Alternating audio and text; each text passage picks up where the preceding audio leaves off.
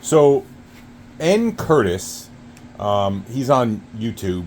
He is a legend in my book, and he told me about. He didn't tell me. He put a YouTube video out on what finishes he uses on his tables and woodworking projects. So, hey, I gave it a try, and I must say, the 1/3 poly to the 1/3 Danish to the 1/3 turpentine. Yeah. And this is just the first coat. I'm going to link his YouTube page to this. Guys, check him out. Check out this finish. It's pretty badass.